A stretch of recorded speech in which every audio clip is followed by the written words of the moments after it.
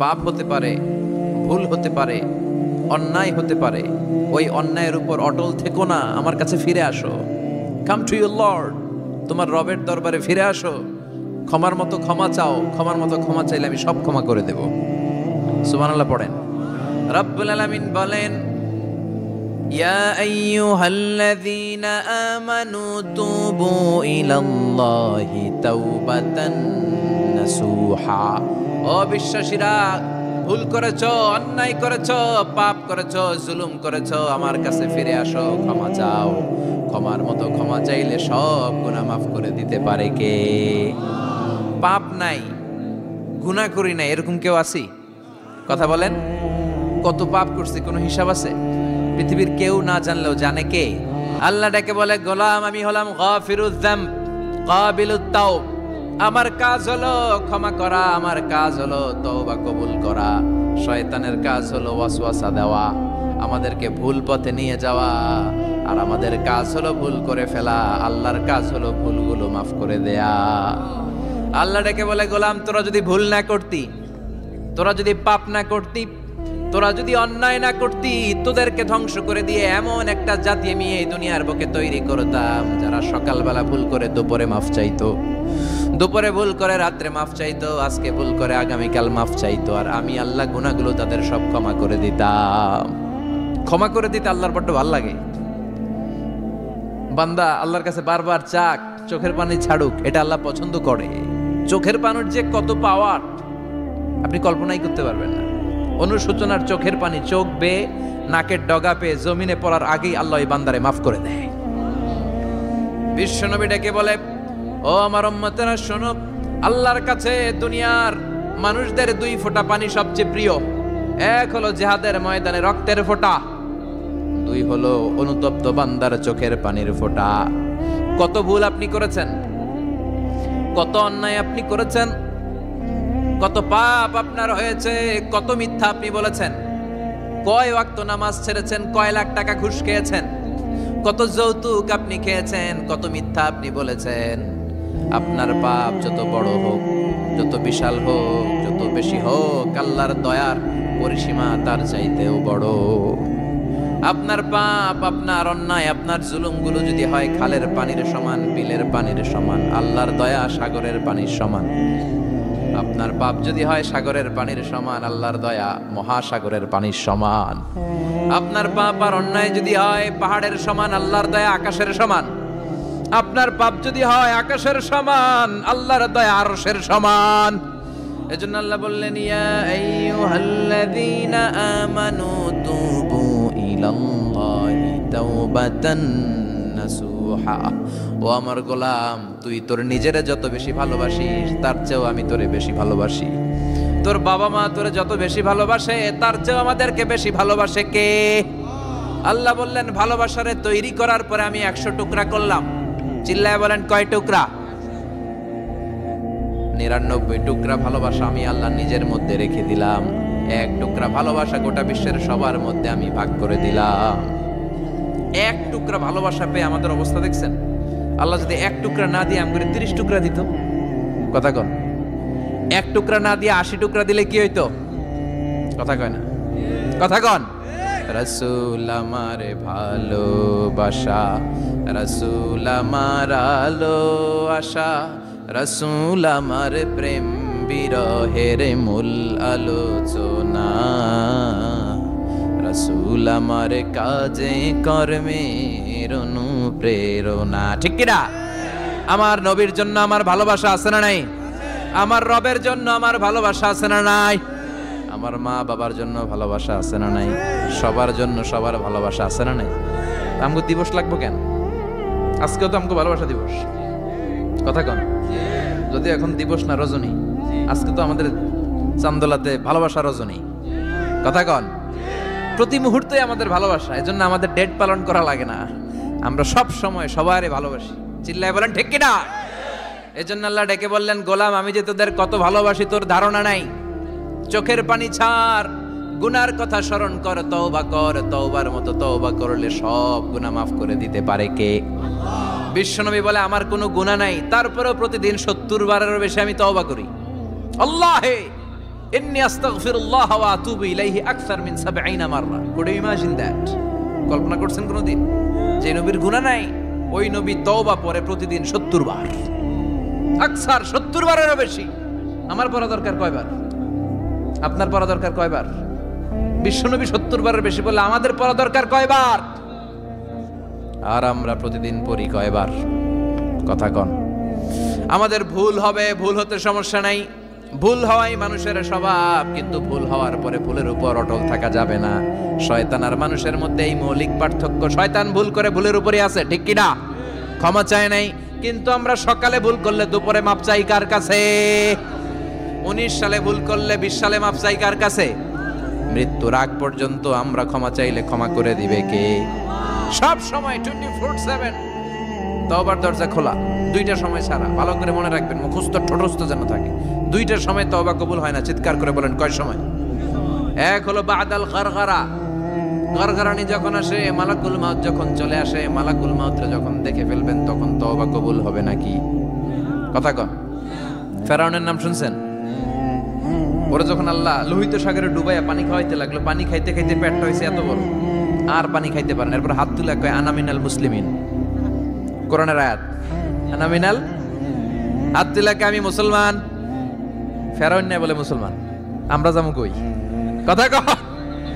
ফেরাউন হাত তুলে কয় আনা মিনাল মুসলিমিন, আল্লাহ কয় টাইম ইজ আপ, দেরি করছস, অনেক সময় দিলাম, অনেক সুস্থ রেখেছি, ক্ষমতা দিয়েছি, দাপট দিয়েছি, তখন যদি ঘাটটা নত করে, মাথাটা নত করে একবার ক্ষমা চাইতি, ফেরাউন তোরেও ক্ষমা করে দিতাম। কিন্তু সময় শেষ হওয়ার পরে আমি মুসলমানদের অন্তর্ভুক্ত বললে কোনো লাভ হবে নাকি? আল্লাহ বলল সময় নাই, সময় শেষ। কারণ মুসা আলাইহিস সালামের চাচাতো ভাই অনেক দাওয়াত দিল, জাকাত দে, কারণকে জাকাত দিব না, এই সম্পদ আমি কামাইছি, আল্লাহ দেয় নাই। মুসা আলাইহিস সালাম বললেন তাহলে আযাবের অপেক্ষা কর। আযাব চলে আসলো, আল্লাহ বলেন মুসা সেফ জোনে যাও, সরো, এখনই আযাব। ফাখাসাফনা বিহি ওয়া বিদারিহিল আরদ, পুরো ফাইয়ুমের জমিনটার আল্লাহ কাঁপিয়ে দিলেন, আর কারুনকে সহ পুরো সম্পত্তি তার জামিনের ভিতরে দাবিয়ে দিলেন। হাঁটু পর্যন্ত কারুন দেবে যায়, ভাবছে উঠে যাবে, কোমর পর্যন্ত দেবে যায়, ভাবছে উঠে যাবে, গলা পর্যন্ত যখন দেবে যায় আর সুযোগ নাই। কয় মুসা আমার সব সম্পত্তি তোরে আর তোর আল্লাহরে দিয়ে দিলাম, আমারে বাঁচা, আমারে সব সম্পত্তি তোর আর তোর আল্লাহর, আমারে খালি বাঁচা, চাচা আপন প্রাণ। আল্লাহ বলে সময় শেষ। তার মানে বাদাল গারগারা তওবা কিন্তু আর কবুল হয়? এই হলো একটা। নাম্বার 2, বাদা তুলুই শামস মিন মাগরিবিহা, প্রতিদিন চাঁদোলাতে সূর্য কোন দিক দিয়ে ওঠে? কথা কয় না? পূর্ব দিকে। কিয়ামতের আগ দিয়ে সূর্য আর পূর্ব দিকে উঠবে না, পশ্চিম দিক থেকে উঠবে। যেদিন প্রভাতে পশ্চিম দিক থেকে সূর্য উঠবে, ওই দিন থেকে তওবার দরজাটারে বন্ধ করে দিবে কে? তার আগ মুহূর্ত পর্যন্ত জীবনে যত গুনাহ করেছি, অন্যায় করেছি, চোখের পানি ছেড়ে ক্ষমা চাইলে ক্ষমা করবে কে? শয়তান আল্লাহরে চ্যালেঞ্জ দিছে, আল্লাহ তুমি আমারে জাহান্নামে পাঠাবা, আমিও তোমার বান্দা করে লয়ে একসাথে জামাতে ঢুকমু, একা ঢুকবো না, একা যাব না, তোমার বান্দাদেরকে সবগুলারে জাহান্নামী বানায়া তারপরে ঢুকমু।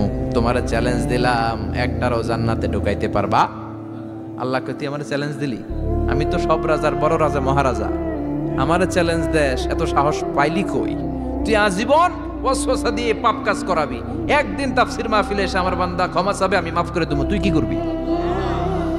আজীবন অন্যায় করবে, আজীবন পাপ করবে, জুলুম করবে, একদিন চোখের পানি ছেড়ে আমার কাছে কান্নার মতো কান্না করলে আমি সব গুনাহ মাফ করে দেব।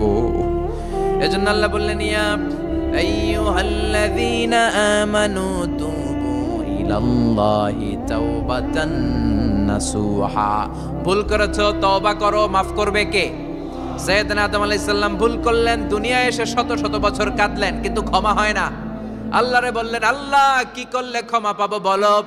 ফাতালাক্কা আদামু মির রাব্বিহি কালিমাতিন ফাতাবা আলাইহি, আল্লাহ বললেন ও আদম তোমারে কিছু কালেমা শিখাইয়া দেই, এই কালেমাগুলো দিয়ে আমার কাছে দোয়া করো, ক্ষমা করে দেব।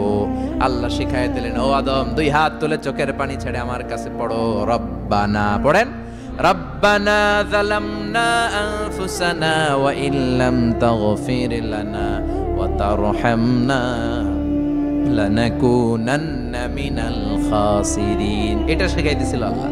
আল্লাহ আমি জুলুম করেছি, অন্যায় করেছি, ভুল করেছি, পাপ করেছি, তুমি যদি ক্ষমা না করো ক্ষমা করার কেউ নাই, ঠিক কি না? আমরাও পাপ করলে এই দোয়াটা পড়ার দরকার আছে না নাই? 5টা শর্ত সাপেক্ষে আমাদের তওবা কবুল করবে কে? তওবা কবুল হওয়ার কিছু শর্ত আছে 5টা। কয়টা? চিৎকার মেরে বলতে হবে, তওবা কবুল হওয়ার শর্ত কয়টা? 1 নম্বরে হচ্ছে আল ইকরা, acknowledgement. You have to give the acknowledgement that you are the greatest sinner on earth. আপনাকে ঘোষণা দিতে হবে যে আপনি পৃথিবীর সবচেয়ে বড় পাপী। 1 নম্বর শর্ত, আপনি বলেন যে আল্লাহ আমার চেয়ে বড় পাপী নাই, আকাশের নিচে জমিনের উপরে আমি সবচেয়ে বড় পাপী, এমন কোন পাপ নাই যেটা আমি করি নাই, ঠিক কি না? 1 নম্বরে পাপের ঘোষণা দেন।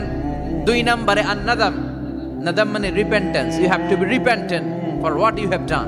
আপনাকে অনুতপ্ত হতে হবে, চোখের পানি ছাড়তে হবে, আল্লাহ আমি লজ্জিত, আল্লাহ আমি নাদান, আমি পিশাচ, আমারে মাফ করে দাও। তার মানে স্বীকার গেলেন কি অন্যায় করেছেন।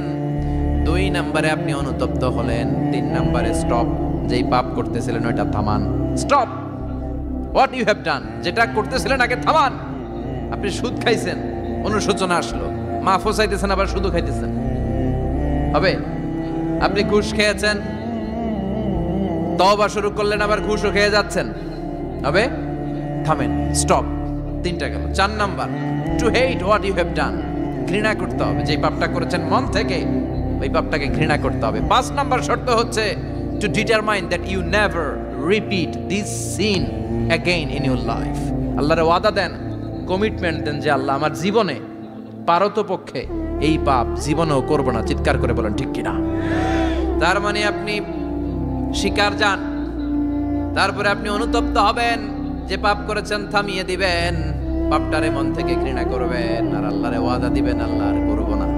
এই 5টা শর্তের আলোকে তওবা করলে জীবনের সব গুনাহ মাফ করে দিবে কে? এজন্য আল্লাহ বললেন, ইয়া আইয়ুহাল্লাযীনা আমানু তুবু ইলাল্লাহি তাওবাতান নাসুহা, তওবার মতো তওবা করো, সব গুনাহ মাফ করতে পারে কে? তওবা করবেন তো? রাজি আছেন? কবে করবেন? এই মুহূর্তে তওবা করলাম, এই মুহূর্তে আল্লাহর কাছে ক্ষমা চাই, আল্লাহ জীবনের সব গুনাহ মাফ করে দাও। আমাদের দেশে তওবা করার জন্য হুজুর লাগে, কথা কন, পিসা হুজুর, বড় হুজুর, ছোট হুজুর, হাফেজ সাহেব লাগে না? হাফেজ সাহেব, ইমাম সাহেব, এদের ছাড়া নাকি তওবা হয় না। না, এটা ভুয়া কথা। আপনি অনুতপ্ত হন, আপনি চোখের পানি ছাড়েন, আপনি আপনার রবরে বলেন, ক্ষমা করে দিবে কে? ইমাম সাহেব আসতে হবে শর্ত না, পীর সাহেব হুজুর এসে হুজুরের হাতে হাত রেখে তওবা পড়তে হবে শর্ত না। আপনার রবরে ডেকে চোখের পানি ছেড়ে ক্ষমা চান, ক্ষমা করবে কে? আর প্রতিদিন শতবার পড়তে থাকবেন আস্তাগফিরুল্লাহ। আওয়াজ করে সবাই পড়েন আস্তাগফিরুল্লাহ, আর জোরে পড়েন আস্তাগফিরুল্লাহ। বিশ্বনবী বলেন, মান লাজিমাল ইস্তিগফার জাআলাল্লাহু লাহু মিন কুল্লি দিকিন মাখরাজা। সব সময় ইস্তেগফারের সাথে যে লেগে থাকবে, রব্বুল আলামিন তারে 5টা জিনিস দিবে। কয়টা? কথা কন, আরো জোরে সবাই বলেন কয়টা? নাম্বার 1, জাআলাল্লাহু লাহু মিন কুল্লি দিকিন মাখরাজা। বিপদে পড়লে বিপদ থেকে উদ্ধার করবে কে? আমাদের তো কোনো বিপদ নাই না? আছে কত বিপদ, হ্যাঁ? রাস্তাঘাটে দুর্ঘটনা হতে পারে, যে কোনো সময় ভূমিকম্পে পড়তে পারি, বজ্রপাত পড়তে পারে না, ঠেড়া পয়রা মানুষ নাই, আছে না নাই? এই বিপদ আপদ থেকে আপনারা রক্ষা করবে কে? যদি আপনি ইস্তেগফারের সাথে আঠার মতো লেগে থাকেন। কিসের সাথে? কথা বলেন। ইস্তেগফারের সাথে লেগে থাকতে পারলে 1 নাম্বার হচ্ছে বিপদে পড়লে আপনারে মুক্ত করে দিবে কে? 2 নাম্বার, ওয়া মিন কুল্লি হাম্মিন ফারাজা, যে কোনো ধরনের টেনশন, হাইপার টেনশন থেকে বাঁচায় দিবে কে? আমাদের তো টেনশন মেনশন নাই না? আছে? লাইফ নিয়ে টেনশন, বাঁচার টেনশন, মরার টেনশন, ক্যারিয়ারের টেনশন, রাস্তাঘাটে যানজট, এটার টেনশন, পুলিশের দৌড়ানি, র্যাবের দৌড়ানি, বাড়ির ভাড়া, গ্যাস বিল, বিদ্যুৎ বিল, ছেলে মেয়েদের লেখাপড়া, কত টেনশন। এই সব টেনশন থেকে আপনারে মুক্ত করে দিবে কে? 3 নম্বরে, ওয়ারযুকহু মিন হাইসু লা ইয়াহতাসিব, এমন জায়গা থেকে আল্লাহ আপনার রিজিকের ব্যবস্থা করবে আপনি কল্পনাই করতে পারবেন না। সুবহানাল্লাহ পড়েন। 4 নম্বরে, সবসময় ইস্তেগফার যদি পড়া হয়, আল্লাহর কোনো আযাব ওই বান্দার উপরে আসে না। ওমা কানাল্লাহু মুআযযিবাহুম ওয়া হুম ইস্তাগফিরুন।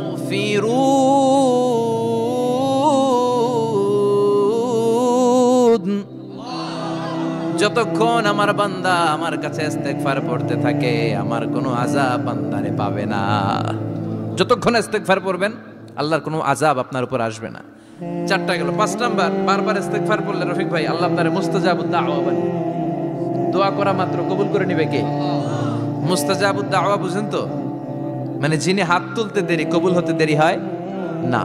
বারবার বারবার ইস্তেগফার পড়ে দেখেন যে আপনার দোয়া কেমনে কবুল হয়। এজন্য আসল ঘর হচ্ছে কবরের ঘর। কিন্তু আমরা এই মরিচিকার পেছনে ছুটে বেড়াই। ধোকা, এটা একটা ধোকা। সবাই ব্যস্ত, সুপার বিজি, খুব ব্যস্ত। কি জন্য তুমি ব্যস্ত জানে না? মরিচিকা, কাসারাত, মরিচিকা, ধোকা, লালসা। বল তু'থিরুনাল হায়াতাদ দুনিয়া ওয়াল আখিরাতু খায়রু ওয়া আবকা। তোমরা দুনিয়ার জীবনকে প্রাধান্য দাও, কিন্তু আখিরাত হচ্ছে শ্রেষ্ঠ এবং স্থায়ী। কথাটা কার? এজন্য প্রতিযোগিতা যদি করতে হয় আখিরাত কামানোর প্রতিযোগিতা করব, ঠিক কি না? কিন্তু আমরা করি ক্ষমতা অর্জনের প্রতিযোগিতা, ক্ষমতার দাপট দেখানোর প্রতিযোগিতা, ক্ষমতার লড়াইয়ে টিকে থাকার প্রতিযোগিতা। সব আমার আমার, এই আমার আমার কথাটা খুব খারাপ। এখন থেকে আমার না বলে আমাদের বলবেন। কি বলবেন?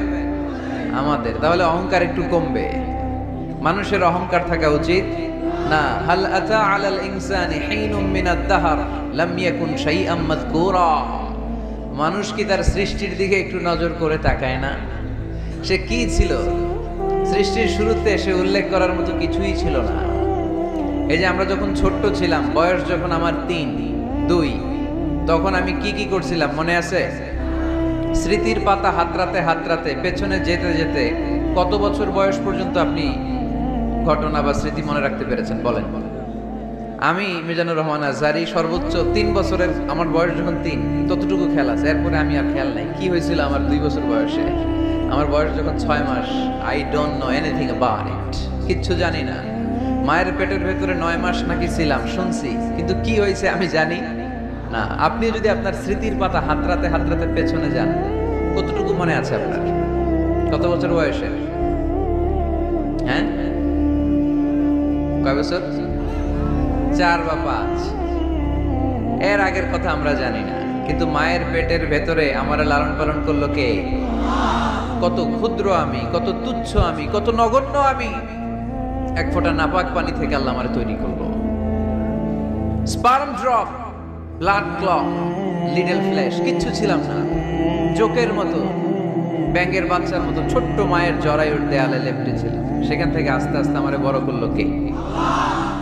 আমার ভেতরে রুহের ফুৎকার দিল কে? 2টা জিনিস আল্লাহ সেট করে দিল। রুহের ফুৎকার দিল আর 2 কাঁধে 2 ফেরেশতা দিল, ঠিক কিনা? আবার যখন চলে যাব রুহও উড়াল দিবে, ফেরেশতারাও চলে যাবে। 2 কাঁধে ছিল যে তোমারে 2 জনা পাহারা, তোমারে একলা থইয়া পলাইছে তাহারা। তোমার 8 কুঠুরি 9 দরজা বন্ধ, এবার হলো রে হলো মুখে আল্লাহ রসুল সবে বলো। দুয়ারে আইসাছে পালকি নায়রি গাও তোলো রে তোলো, মুখে আল্লাহ রসুল সবে বলো, ঠিক কি না? সময় যখন শেষ উড়াল দেবে রুহটা। 2 কাঁধের ফেরেশতা আপনারা রেখে চলে যাবে। তাহলে গর্ব করার মতো, অহংকার করার মতো এই দুনিয়ায় আমার কিছু আছে? ওয়াখুলিকাল ইনসানু দাঈফা। কেন এই মেসেজগুলো আমরা মনে রাখি না? আমরা তো দুর্বল। আমরা কি সবাই বলেন? পিছনের ওনারা অনেক সবল, এজন্য দুর্বল বলতে লজ্জা পাচ্ছে। আমরা কি শুধু কি দুর্বল? দুর্বলের ঘরের দুর্বল। আমি দুর্বল, আমার বাবা দুর্বল, আমার দাদা দুর্বল, আমার 14 গোষ্ঠী দুর্বল। এজন্য আমরা দুর্বলের ঘরের। এই মাহফিলের পেছন থেকে কেউ যদি বলে হুজুর সাপ, কি বলছে? আসলে সাপ নাই, খালি কইছে সাপ। এরপরে মুজাহিদদেরকে আর খুঁজে পাওয়া যাবে না, সব দৌড়। সাপ বাদ দেন, বাবা ব্যাং চেনেন না? নারায়ণগঞ্জে নাই না? বাবা ব্যাং কি করে? লাফায় না? সাপ না, সাপ তো অনেক ভয়ঙ্কর। বাবা ব্যাং, 2টা বাবা ব্যাং এদিকে, 2টা এদিকে, আর বাকি 2টা এদিকে। 6টা বাবা ব্যাং যদি ছেড়ে দেয় কি হবে? ব্যাং লাফাবেন আপনি লাফাবেন? ব্যাং আর কি লাফ দিবে, তার চেয়ে বড় লাফ দিবেন আপনি, ঠিক কিনা? তো এই তো আমাদের ক্ষমতা। ভূমিকম্প আসলে শব্দ, বাড়ির মালিক। ভূমিকম্প আসলে নারায়ণগঞ্জের শুধু ভাড়াটিয়ারা বাড়ি থইয়া দেয় দৌড়, বাড়িওয়ালারা দৌড়ায় না। হ্যাঁ, বাড়ির মালিক তো উনিও দৌড়ায়, ভাড়াটিয়াও দৌড়, বাড়িওয়ালাও দৌড়, সরকারও দৌড়, জনগণও দৌড়। চিল্লায় বলো ঠিক কিনা? দুর্বল আমরা, দুর্বলের ঘরের দুর্বল। এজন্য আমরা যেন অহংকার প্রদর্শন না করি। অহংকার আল্লাহর চাদর, আল্লাহর চাদর ধরে যেন আমরা না টানি। আমরা যেন বিনয়ী হই, মুতাওয়াদি। কানা রাসূলুল্লাহ সাল্লাল্লাহু আলাইহি ওয়াসাল্লাম মুতাওয়াদিআন জিদ্দান। অত্যন্ত বিনয়ী ছিলেন আল্লাহ রাসূল সাল্লাল্লাহু আলাইহি ওয়াসাল্লাম। কখনো অহংকার দেখাতেন না, কখনো অহংকার প্রদর্শন করতেন না। অহংকার করা হচ্ছে শয়তানের খাসলাত, ঠিক কিনা? খালাকতানি মিন নার ওয়া খালাকতাহু মিন তিন। সে লজিক খাটাইছে আল্লাহর সাথে। আল্লাহর সাথে লজিক খাটানো যাবে? আল্লাহ বললেন সেজদা দাও, আদমকে সেজদা দাও, সব ফেরেশতারা সেজদা দিল। শয়তান যুক্তি খাটালো, খালাকতানি মিন নার, আল্লাহ তুমি আমাকে তৈরি করেছো আগুন থেকে, ওয়া খালাকতাহু মিন তিন, আদমকে তৈরি করেছো মাটি থেকে। মাটির বৈশিষ্ট্য রেখে দিলে নিচে টপাস করে পড়ে, আর আগুন জ্বালিয়ে দিলে উপরে দাউ দাউ করে উপরে উঠে যায়। তো যেটা ঊর্ধ্বগামী এটা নিম্নগামীকে কখনো সেজদা করতে পারে না। এই লজিক খাটাই আসে শেষ, ওর দুনিয়াও শেষ, আখিরাতও শেষ। আল্লাহর আদেশের ক্ষেত্রে কোনো লজিক নাই। সামি'না ওয়া আতা'না, শুনলাম মানলাম। আল্লাহ আদেশ করেছে, এই আদেশের উপরই থাকতে হবে। বরকত আছে না নাই? এজন্য আমরা যেন অহংকারী না হই, আমরা যেন বিনয়ী হতে পারি। আল্লাহ তুমি তৌফিক দান করো। আজকের মাহফিলটাকে আল্লাহ তুমি নাজাতের ওয়াসিলা বানাও। আমার যে যুবক ভাইরা আজকের এই প্রোগ্রামে স্বতঃস্ফূর্ত অংশগ্রহণ করার মধ্য দিয়ে ইসলামের পক্ষে এই গণজোয়ারকে তৈরি করেছে, এই গণজোয়ারকে তুমি ইসলামের জন্য কবুল করো। আমার প্রাণপ্রিয় যুবক ভাইদেরকে তুমি সৈয়দনা ওমর ফারুক রাদিয়াল্লাহু তাআলা আনহুর মতো ইসলামের বীর সেনানী হিসেবে কবুল করো। পর্দার অন্তরালে আমার মা বোনদেরকে আল্লাহ তুমি খাদিজাতুল কুবরা তাহেরা রাদিয়াল্লাহু তাআলা আনহার মতো কবুল করো। পুলিশ ভাইরা আজকে অনেক কষ্ট করেছে। আপনাদের এই থানার সম্মানিত ওসি সাহেব, উনি ওনার প্রোটোকল দিয়ে আমাদেরকে এখানে নিয়ে এসেছে। আপনাদের এই এলাকার সম্মানিত চেয়ারম্যান সাহেব সারাটা দিন অনেক কষ্ট করে এই প্রোগ্রামকে এনশিওর করেছে। বিশেষ করে আপনাদের অত্র এই আসনের সম্মানিত এমপি মহোদয় সেলিম ওসমান সাহেব, উনিও খুব খোঁজ খবর নিয়েছে এই প্রোগ্রামের ব্যাপারে। সর্বোপরি আমরা আল্লাহর কাছে শুকরিয়া জানাই যে আল্লাহ তাআলা আজকে আমাদেরকে সুস্থভাবে এই প্রোগ্রামে আসার সুযোগ করে দিয়েছে। এরকম প্রোগ্রাম, কোরআনের মাহফিল বন্ধ হোক, এটা কি আমরা চাই? কোরআনের কথা চলবে, এটা আমরা চাই কি চাই না? সেজন্য যদি ত্যাগ স্বীকার করা লাগে, দরকার আছে না নাই? ময়দানে যদি থাকতে হয়, রাজি আছে না নাই? আল্লাহ তুমি তৌফিক দান করো। মুসাপুর পশ্চিমপাড়া জামে মসজিদ। মুসাপুর কি গ্রামের নাম? যুব সংগঠন ও এলাকাবাসীর যৌথ উদ্যোগে, মাশাআল্লাহ। যুবক এলাকাবাসী ভাই ভাই, অন্যদের কোনো খাওয়া নাই, ঠিক কিনা? এরকম আন্তরিক সংঘ গড়ে তুলতে হবে এলাকায়। যুবকরা হচ্ছে আগামীর বাংলাদেশ, তোমাকেই খুঁজছে বাংলাদেশ।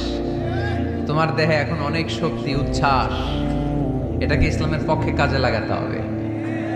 এটা আজে বাজে কাজে, মাদকের পেছনে দৌড়াদৌড়ি করে, অপরাজনীতির পেছনে দৌড়াদৌড়ি করে, মারামারি এগুলোর পেছনে দৌড়াদৌড়ি করে, সন্ত্রাস, জঙ্গিবাদ, টেন্ডারবাজি, চাঁদাবাজি এগুলোর পেছনে দৌড়াদৌড়ি করে সময় নষ্ট করা যাবে? এদিকে কি দেখা যায় না?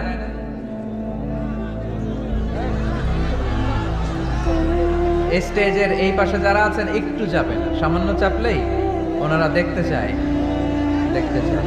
বাস বাস বাস, একটু চাপতে হবে বোধহয় আপনাদের। মাশাআল্লাহ মাশাআল্লাহ, বসো বসো বসো, ঠিক আছে। নারায়ণগঞ্জের ছেলেরা অনেক ভদ্র। অন্যান্য জেলায় আমার আধা ঘন্টা লাগে থামাইতে, এই দিকে দেখে না, ওইদিকে মানুষের স্রোত, ধাক্কা ধাক্কি, এইদিকে জায়গা হয় না, বিশাল প্যান্ডেল, 1,00,000 লোক বসতে পারে, জায়গা করছে, এরপরও জায়গা হয় না। সর্বোচ্চ চেষ্টা করেছে কমিটি, আমি জানি তাদের সর্বোচ্চটা দিয়ে চেষ্টা করেছে। আসার পরে তারা আবেগ আপ্লুত হয়ে গিয়েছে। খায় নাই নাকি, সারাদিন খায় নাই, অনেক কষ্ট করেছে আমি জানি। এই জন্য আপনারা সহযোগিতা করবেন। নারায়ণগঞ্জের ছেলেরা অনেক ভদ্র। গতকাল আমার এলাকায় মাতো এলেই আমি ঠিক করতে পারি নাই, আধা ঘন্টা সময় নিছে। এদিকে কয় হুজুর দেখি না, আপনি আসেন। ওদিকে গেছি, কয় এদিকেও আসতে হবে। ওরা এদিকে যে এদের সাথে দেখা করলাম, সব শেষে আধা ঘন্টা 35 মিনিট পরে এরা ঠান্ডা হয়েছে। তারপরে লোকের ধাক্কা থাকি। এই গণজোয়ার এগুলো কোরআনের বিজয়ের একটা সাক্ষী, বিজয়ের একটা সাইন, ঠিক কিনা? এই বিজয়কে কি কেউ ঠেকায় রাখতে পারবে? দুনিয়ার কোনো লাভের জন্য আমরা আসছি? একজনকে খুশি করার জন্য এসেছি, তিনি কে? এই বিজয়ের জন্য যদি সর্বোচ্চ স্যাক্রিফাইসের নাজরানা পেশ করতে হয়, আমরা রাজি আছি না নাই? কারা কারা রাজি? দুহাত উঁচু করে আল্লাহর দেখায়।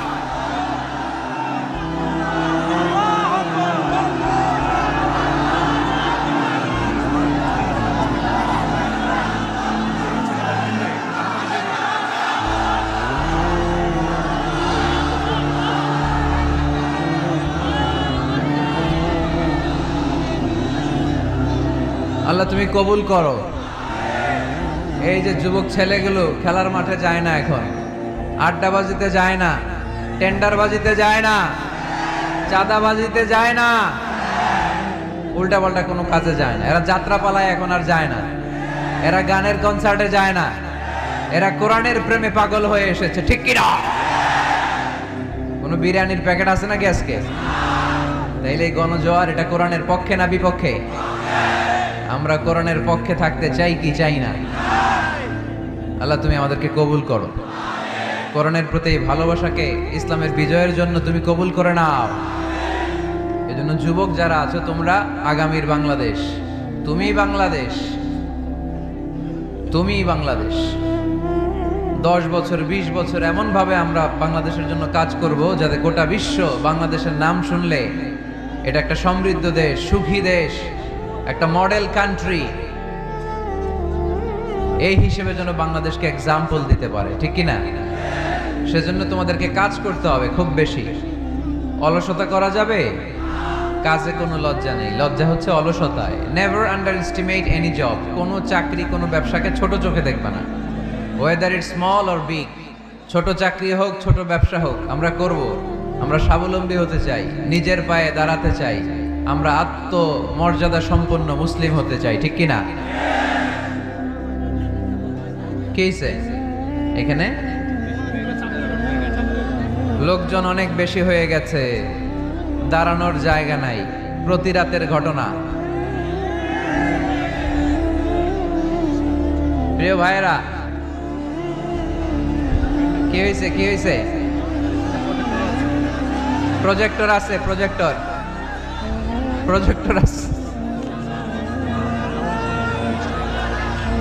এই সাউন্ড বক্স এখন নামাইতে গেলে অনেক সময় লাগবে। একটু দেখো, একটু দেখো। ক্যামেরাওয়ালা ভাইদের প্রতি একটু এহসান করো। এখানে যদি 1 লক্ষ লোক হয়, কালকে 20 লক্ষ লোক এই কথাগুলো শুনবে। এই নারায়ণগঞ্জের যুবক ভাইদের উসিলায় কোটি মানুষ কোরআনের পথে আসুক, আমরা চাই কি চাই না? আমরা কোরআনের জন্য সব করতে পারি, সব বিলিয়ে দিতে পারি। আজকের এই 1 ঘন্টার কষ্ট আমাদের কাছে কোনো কষ্টই না, তাই না? মাশাআল্লাহ, মাশাআল্লাহ, এই তো চমৎকার। বেশি নাড়াচাড়া করো না, বেশি নাড়াচাড়া করা যাবে না। আস্তে করে রেখে চুপ করে বসে যাও, চুপ করে বসে যাও। এই তো ছেলেপেলেরা অনেক ভদ্র, ঠিক আছে, আওয়াজ হবে না। জায়গা না পেলে দাঁড়িয়ে শোনো। বলছিলাম যুবকরা হচ্ছে আগামীর বাংলাদেশ। কাজকে ছোট করা যাবে না। যে কোনো কাজ পেলেই করা শুরু করতে হবে। নতুন চাকরি পেলে, নতুন ব্যবসা পেলে এরপরে ধরবা, কিন্তু বাবুগিরি দেখিয়ে অলসতা করে বসে থাকা যাবে? কাজ ছোট হোক বা বড় হোক, বরকত দেয় কে? সুন্দরভাবে করলে প্রত্যেকটা কাজে বরকত আছে না নাই? যে কোনো কাজ করো না ভাই, যে কোনো কাজ করো, তা যেন হয় সবার চেয়ে সবচেয়ে সুন্দর। যে কোনো কাজ করো না ভাই, যে কোনো কাজ করো, তা যেন হয় সবার চেয়ে সবচেয়ে সুন্দর। হোক না সেটা পড়া লেখা, রঙের ভাষায় ছবি আঁকা, হোক না সেটা পড়া লেখা। রঙের ভাষায় ছবি আঁকা, হোক না সেটা সামান্য কাজ কিংবা মহত্তর, তা যেন হয় সবার চেয়ে সবচেয়ে সুন্দর। যে কোনো কাজ করো না ভাই, যে কোনো কাজ করো, তা যেন হয় সবার চেয়ে সবচেয়ে সুন্দর। ঠিক কিনা? যেটাই করি না কেন কাজ যেন সুন্দর হয়, কাজটা যেন এক্সাম্পল স্থাপন করার মতো হয়। তাহলে ওই কাজে বরকত দিবে কে? মাইক অপারেটর কে? আরেকটু স্ট্রং করতে হবে, আরেকটু স্ট্রং করো। ঠিক আছে, আমি বলছি, আল্লাহ রাসূল সাল্লাল্লাহু আলাইহি ওয়াসাল্লাম যখন তোমাদের মতো যুবক, তিনি কি অলস ছিলেন? মা বাআসাল্লাহু নাবিয়ান ইল্লা রাআল গানাম। এই পৃথিবীতে এমন কোন নবী ছিল না যে নবীরা ছাগল চড়ায় নাই। সুবহানাল্লাহ বলবা না? ছাগল চড়িয়েছেন আমার প্রিয় নবী মুহাম্মদ সাল্লাল্লাহু আলাইহি ওয়াসাল্লাম। মরুভূমিতে তিনি ছাগল চড়াতেন অল্প কিছু পারিশ্রমিকের বিনিময়ে। সাহাবারা বললেন, ইয়া রাসূলুল্লাহ, সব নবী ছাগল চড়িয়েছে বুঝলাম, আপনিও? আল্লাহ রাসূল বললেন, হ্যাঁ আমিও কুনতু আরআহা আলা কারারিতি আহলি মক্কা। মক্কাবাসীদের দেয়া অল্প কিছু পারিশ্রমিকের বিনিময়ে মক্কা শহরে আমি নিজেও ছাগল চড়িয়েছি। কাজকে ডিফারেন্সিয়েট করে নাই, ছোট বড় না, কাজ যেটা পাও করতে হবে। কাজ করে খাওয়ার মধ্যে কোনো লজ্জা নেই, আছে শুধু সম্মান। ঠিক কিনা? সাউন্ড তো আরো খারাপ হয়ে গেল মনে হয়। এরকম কেন? একটা স্ট্রং এবং clean, strong and clean sound দাও। আসো আসো, ঠিক করো। তো এই জন্য যুবক যারা আছো, তোমরা আগামীর বাংলাদেশ। আল্লাহ রাসূল সাল্লাল্লাহু আলাইহি ওয়াসাল্লাম যুবক বয়সে একটা সংগঠন করেছিলেন, নাম হচ্ছে কি নাম? আরবিতে এটাকে বলে হালাফুল ফুদুল। হালাফ মানে শপথ, ফুদুল মানে ভালো কাজ, ভালো কাজের শপথ। আমরা কি পারি না অলিতে গলিতে এরকম হিলফুল ফুজুলের মতো ইসলামী ক্লাব গড়ে তোলা? পারবো না আমরা? এগুলোর উদ্যোগে আজকে যেরকম যুব সংগঠন ও এলাকাবাসীর যৌথ উদ্যোগে প্রোগ্রাম, এরকম সুন্দর সুন্দর প্রোগ্রাম করতে হবে। শুধু আউটডোর না, এখন থেকে ইনডোর প্রোগ্রাম করার দরকার আছে না নাই? আমাদের দেশে কমিউনিটি সেন্টারে শুধু বিয়ে আর সুন্নতে খাতনা, গোটা বিশ্বে কমিউনিটি সেন্টারগুলোতে কমিউনিটি বড় বড় প্রোগ্রাম করার জন্য তারা অ্যারেঞ্জ করে। কমিউনিটি সেন্টারগুলোতে সেখানে ইনডোর প্রোগ্রাম করতে হবে। প্রতি মাসে ভালো ভালো স্কলারদেরকে এনে, ইনফ্লুয়েন্সিয়াল স্পিকারদেরকে এনে যুবকদেরকে মোটিভেট রাখার দরকার আছে না নাই? কারণ যুবকরাই আগামীর বাংলাদেশ।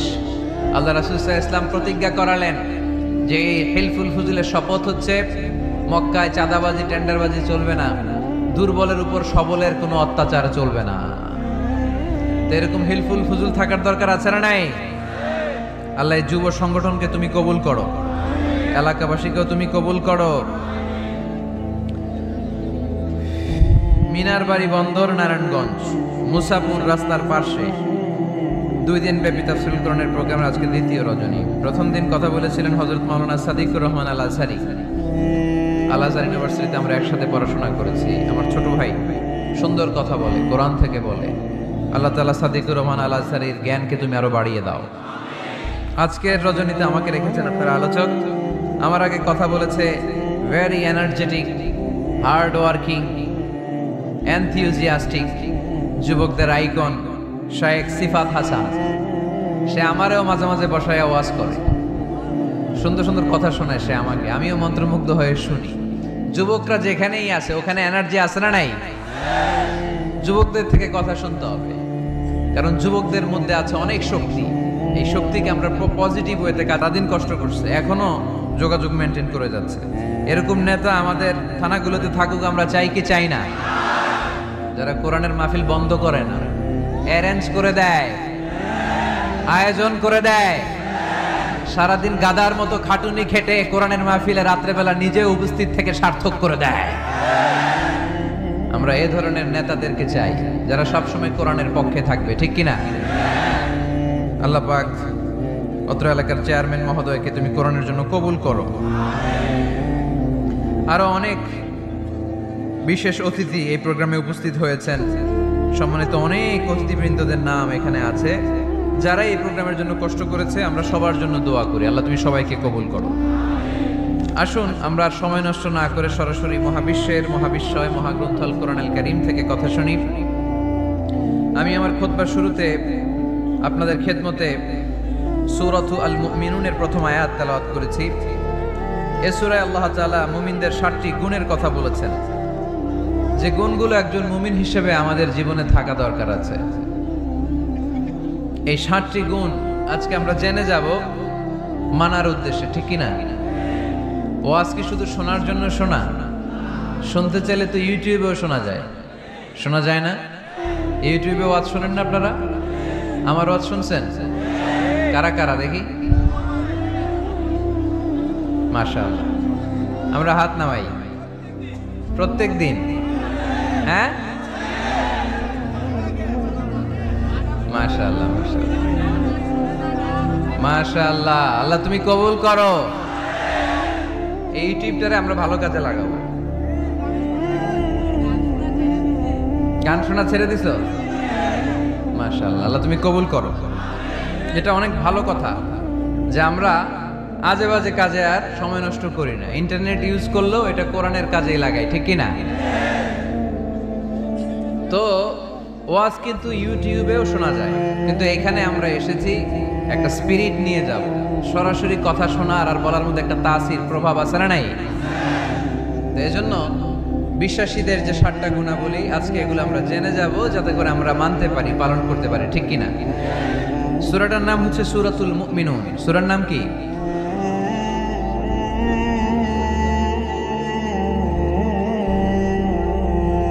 সূরাতুল মুমিনুন। বিশ্বাসীদের নামে সূরা, তাই না? আবার দেখেন কাফিরদের নামেও কোরআনে সূরা আছে না নাই? কি নাম? সূরাতুল কাফিরুন আছে না? কুল ইয়া আইয়ুহাল লা আ'বুদু মা। তাহলে আমরা হলাম বিশ্বাসী। আমরা কি? আমাদের নামে একটা সূরা দিল কে? খুশি লাগে না? ভাল লাগে না অনেক? আমাদের নামে আল্লাহ কোরআনে সূরা দিয়েছেন। আবার আমাদের বিরোধী যারা কাফির, তাদের নামে আল্লাহ সূরা দিলেন। আরেকটা শ্রেণী আছে, মুমিনও না কাফিরও না, মাঝামাঝি। কি নাম? মুনাফিক। তাদের নামে সূরা আছে না নাই? সূরাতুল মুনাফিকুন। এরা বড্ড ভয়ঙ্কর। মুনাফিকের চেয়ে কাফের ভালো, মুনাফিকের চেয়ে হিন্দু ভালো, মুনাফিকের চেয়ে খ্রিস্টান ভালো। কারণ কেউ যদি কাফের হয়, আমরা জানি ও কাফের, ও ইসলামের শত্রু, এটা জানি, ওর ব্যাপারে সচেতন। কিন্তু মুনাফিক, সে বলে মুসলিম কিন্তু ভিতরে ভিতরে মুনাফিক। ঝামেলা আছে না নাই? ভিতরে এক বাইরে আরেক, তার নাম মুনাফিক। ভিতরে এক বাইরে আরেক, তার নাম ডবল স্ট্যান্ডার্ড মেনটেন করে। দুমুখ সাপ, এদিকেও আছে ওদিকেও আছে, এদিকেও যায় ওদিকেও যায়, এদিকেও নাই ওদিকেও নাই, নেহি এদার নেহি ওদার, দারমিয়ান মে সাদার বাদার। আছে না? উপর দিয়ে ফিটফাট, ভিতর দিয়ে সদরঘাট। উপর মে পাক সাফ, আন্দার মে খালাত মালাত। উপরে অনেক পাক সাফ, ভিতরে ঝামেলা। এরা মুনাফিক। যেদিকে বৃষ্টি এদিকে ছাতা ধরে, যখন যার কাছে টাকা পয়সা আছে তারে তেল মারে। আছে না নাই? আমরা মুনাফিক হতে চাই? আমরা মুমিন হতে চাই কি চাই না? মুমিন হয় কখন? যখন তার বিশ্বাস থাকে, ঠিক কি না? আল্লাহ বিশ্বাস, আখিরাতে বিশ্বাস। এই বিশ্বাসটা কিন্তু অনেক দামি। টাকা দিয়ে বিশ্বাস কেনা যায়? আমরা আল্লাহর উপর বিশ্বাস রাখি, আখিরাতে বিশ্বাস রাখি, নবী রাসূলদের উপর বিশ্বাস রাখি, তাই আমরা মুমিন। বিশ্বাসটা অনেক দামি। ঈমান যার মধ্যে থাকে সে হচ্ছে মুমিন। আমল পড়ে, আগে ঈমান। আগে কি? ঈমান হচ্ছে সংখ্যা, আমল হচ্ছে শূন্য। এখন ঈমান নাই, আপনার আছে শুধু আমল। শূন্য বসাতে বসাতে বসাতে বসাতে নারায়ণগঞ্জ থেকে ঢাকা, এটার কোনো দাম আছে? 2000 শূন্য আপনি পাইছেন। 2000 ফলাফল কি? শূন্য। কারণ ঈমান নাই, সংখ্যা নাই। এবার আপনার ঈমান আছে, পেলেন একটা সংখ্যা 1, তারপর আমল করতে শুরু করলেন, পেলেন শূন্য। যাকাত দিলেন, পেলেন শূন্য। হজ করলেন, পেলেন শূন্য। দাম আছে না নাই? একের পরে শূন্য দিলে দাম আছে না? তাহলে আগে লাগবে কি? ঈমান। ঈমান মানে বিশ্বাস। বিশ্বাসটা খুব দামি। এই বিশ্বাস যেন নষ্ট না হয়, বিশ্বাসে যেন আঘাত না আসে। বিশ্বাসটা কত দামি জিনিস দেখেন। বন্ধু বন্ধুর মধ্যে যদি বিশ্বাস না থাকে, বন্ধুত্ব টেকে? কথা বলেন। স্বামী যদি স্ত্রীরে বিশ্বাস না করে, সম্পর্ক টিকে? কথা বলেন। বিশ্বাস অনেক দামি জিনিস। দেখবেন বাবা যখন তার ছোট্ট মেয়েটাকে কোলে তুলে উপরে এরকম ছুঁড়ে মারে, ছোট্ট মেয়েটা খিলখিল করে হাসে। যদি নিচে পড়ে যায় ভর্তা হয়ে যাবে, তারপরেও হাসে, কারণ মেয়েটার বাবার উপর বিশ্বাস আছে, বাবা আমারে ফেলে দিবে না, বাবা ঠিকই আমাকে কোলে তুলে নেবে, ঠিক কিনা? মেয়েটার বাবার প্রতি অগাধ বিশ্বাস। ঢাকা থেকে একজন গ্রিন লাইনের বাসে উঠছে, টিকিট কাটছে কক্সবাজারে। গ্রিন লাইনের বাসের নাম শুনছেন তো না? কক্সবাজার যাবে। ব্যাগ ট্যাগ নিয়ে বাসে উঠেই দেখবেন অনেক হাই প্রোফাইলের লোকেরা ল্যাপটপ নিয়ে, টাকা পয়সা নিয়ে বাসের উপরে ব্যাগ রেখে আরামসে ঘুম দিচ্ছে। বাইরে প্রচন্ড বৃষ্টি, তার কোনো টেনশন নাই। সে যদি টেনশন করতো তাহলে ঘুমাইতে পারতো? তাহলে তো তাকায় থাকা লাগতো এরকম, দেখি তো বাসওয়ালা কই যায়। কক্সবাজারের টিকিট কাটছি, সকালবেলা উঠে যদি দেখি কক্সবাজার না নিয়ে যশোর চলে গেছে, ভেজাল আছে না? তার মোটেও টেনশন নাই, কারণ গ্রিন লাইন কোম্পানির প্রতি এই ক্লায়েন্টের অনেক বিশ্বাস। আমি আরামসে চাদর গায়ে দিয়ে একটা ঘুম দিব, সকালে ঠিকই এই গ্রিন লাইনের বাস আমাকে কক্সবাজার নামিয়ে দিবে। চিল্লায় বলেন ঠিক কিনা? তার মানে বিশ্বাসটা অনেক জরুরি। বিশ্বাসে মিলাই বস্তু, তর্কে বহুদূর। এজন্য আমরা বিশ্বাসী হতে চাই। আমরা কি হতে চাই? আর বিশ্বাসীদের নামে এই সূরাটা ডেডিকেট করলেন কে? সূরাতুল মুমিনুন। সূরাটার নাম কি? আরো জোরে বলেন, কি নাম? সূরাতুল মুমিনুন। এই সূরাটা নাজিলের একটা ব্যাকগ্রাউন্ড আছে, শানে নুজুল, কোন সময় কোন প্রেক্ষাপটে নাজিল হলো, এটা শুনলে সূরার তাফসীর বুঝতে আমাদের সুবিধা হবে।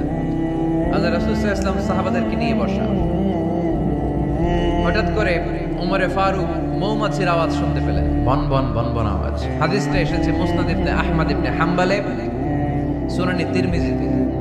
বন বন মৌমাছির যখন আওয়াজ, ওমরে ফারুক মৌমাছি খুঁজতে আরম্ভ করলেন, কিন্তু কোনো মৌমাছি উনি খুঁজে পান না। তখন উনি বুঝতে পেলেন আসলে এটা মৌমাছি না, এখনই আল্লাহ রাসূল সাল্লাল্লাহু আলাইহি ওয়াসাল্লামের উপর কোরআনের আয়াত নাজিল করতেছে কে? অনেকগুলো পদ্ধতিতে আল্লাহ রাসূল সাল্লাল্লাহু আলাইহি ওয়াসাল্লামের কাছে কোরআন এসেছে। আমরা তো মাগনা মাগনা কোরআন পাইছি, সুন্দর করে এমদাদিয়া কোম্পানি ছাপাই দিছে, আব্বা কিনা বাসায় নিয়ে আসছে, এবার আমি রমজান মাসে কোরআনের খতম দেই। আহা, আল্লাহ রাসূল সাল্লাল্লাহু আলাইহি ওয়াসাল্লাম কি এত সহজে কোরআন পেয়েছে? অনেক কষ্ট করে তিনি কোরআন রিসিভ করতেন।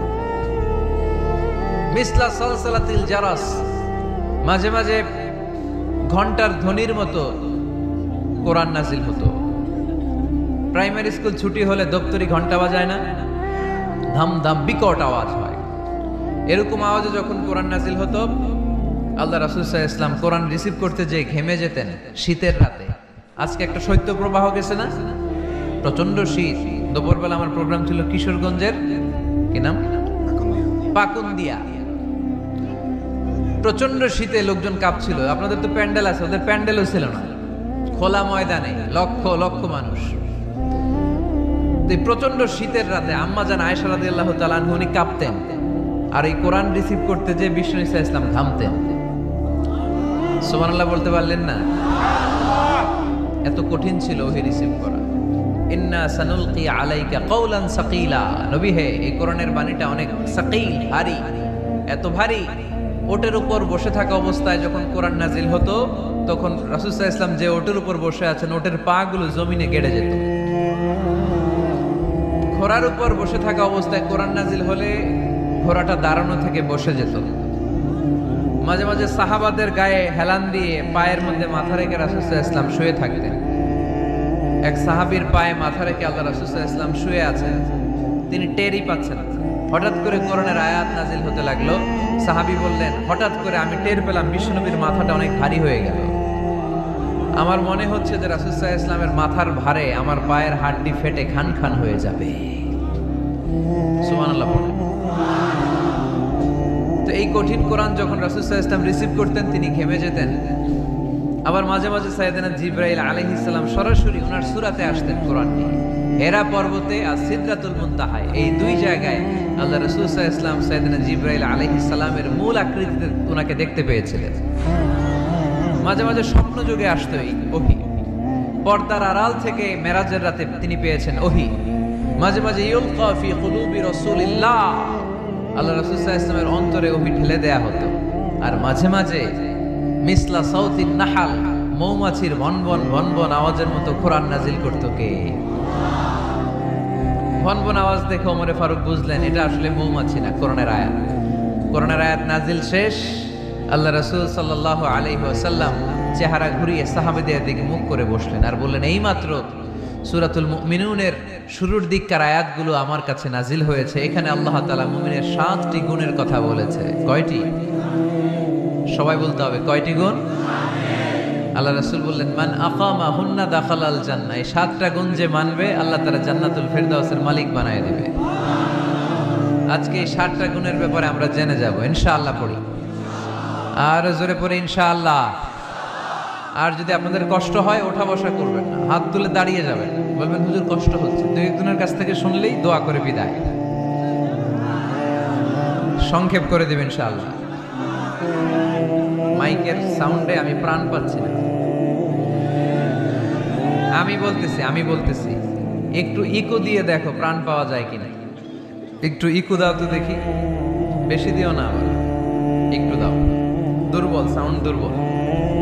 প্রতি রাতে আমাদেরকে কথা বলতে হয়।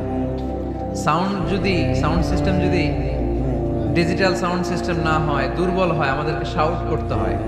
একদিনের জন্য শাউট করে আমার গলা ভাঙলে আমার জীবন ধন্য, সমস্যা নাই। কিন্তু আমার তো একদিন না। নোয়াখালীর লোকেরা কয় হুজুর আন্নে গো একদিন, আঙ্গ ব্যাগ দিন। মানে আপনাদের একদিন হলো আমাদের ব্যাগ দিন, মানে প্রতিদিন। কি হয়েছে? সাপ কই? বসো বসো। তাহলে মুমিনের কয় গুণ? গলায় আওয়াজ নাই। কয়টা গুণ? শেষ পর্যন্ত এরকম আওয়াজ লাগবে আমার। আওয়াজ তোলা যাবে? মাশাআল্লাহ। 7টা গুণ আজকে আমরা শুনবো। আল্লাহ শুরু করছেন, قد أفلح المؤمنون الذين هم في صلاتهم خاشعون। সফল হয়েছে তারা, ঈমান এনেছে যারা। কার কথা? সফলতার মানদণ্ড আল্লাহ দিয়েছেন ঈমান। আপনি যদি টাকাওয়ালা হন আপনি সফল না, যদি ঈমান না থাকে, ঠিক কিনা? আপনি যদি ক্ষমতাওয়ালা হন আপনি সফল না, যদি ঈমান না থাকে, ঠিক কিনা? আপনি অনেক বড় সেলিব্রিটি কিন্তু ঈমান নাই, আল্লাহর মানদণ্ডে আপনি সফল না, ঠিক কিনা?